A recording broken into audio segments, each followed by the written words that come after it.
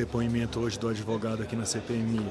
Eu entendo que ele, como advogado experiente que está demonstrando o contrário daquilo que se espera, que é justamente a colaboração com a justiça e não a utilização do direito ao silêncio e a falta de compromisso em falar com a verdade numa sessão tão importante, numa audiência em que ele poderia talvez comprovar aquilo que ele tem repetido até de uma forma fastidiosa, né, que ele não tem nada a ver com o objeto da investigação da CPI. Se ele não assumiu o compromisso de falar a verdade e vem reiteradamente dizendo que não tem nada a ver com o objeto da investigação, é muito possível que ele esteja dizendo o exato oposto com as suas palavras. Afinal, ele não está tendo o compromisso de dizer a verdade. E os próprios relatórios da Polícia Federal, na verdade, mostram que ele tem sim a ver com o conteúdo da investigação.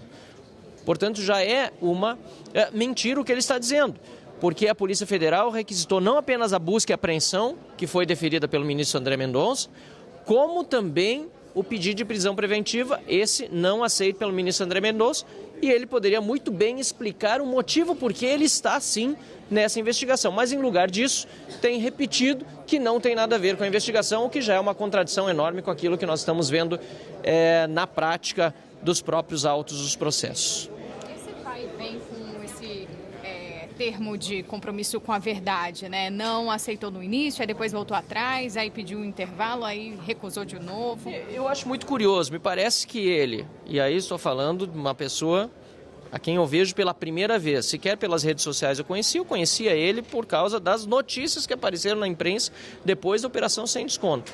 E ainda assim não havia me aprofundado até o dia de hoje.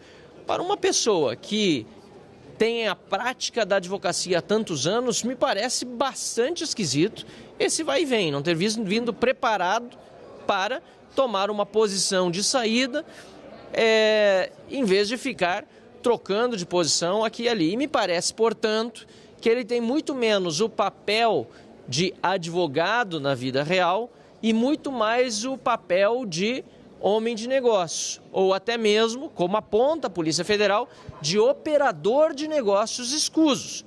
O que nós estamos vendo é que, na prática, 23 veículos, a maior parte de luxo, que estão em nome da empresa FAC, de Fernando Cavalcante, desses 23 veículos, uma parte deles foi escondido no shopping aqui pertinho, Pier 21.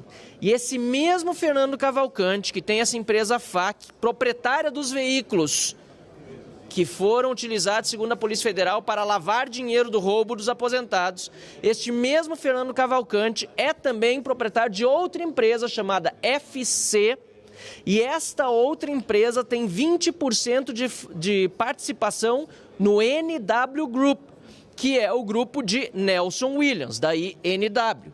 Ou seja, ele tem relação com o proprietário de uma empresa que tem os carros que foram utilizados para lavagem de dinheiro dos aposentados. E mais, ele assumiu aqui que não apenas profissionalmente desde 2015, mas posteriormente, de uma forma pessoal, tem relacionamento desde então com Maurício Camisotti, que é outro grande ladrão dos roubos do INSS. Ele e o Antônio Camilo, o Careca. Ou seja, ele dizer que não tem nada a ver com a investigação, tendo inclusive espontânea e voluntariamente chegado à Polícia Federal para tratar de um assunto que não lhe diria respeito, porque inicialmente ele não era investigado, também é muito suspeito.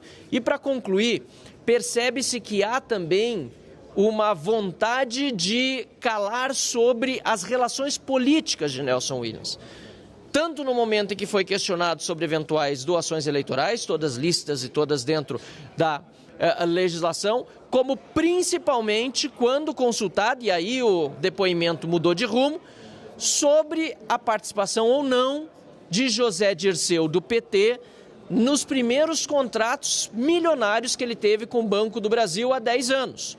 Quando veio esta pergunta por parte do relator, foi que o Nelson Williams, advogado, empresário, decidiu não responder mais assertivamente como ele vinha fazendo antes. Então tudo isso levanta suspeitas e no meu momento de fazer as perguntas, certamente, ainda que ele se cale, buscarei demonstrar isso de uma forma ainda mais clara.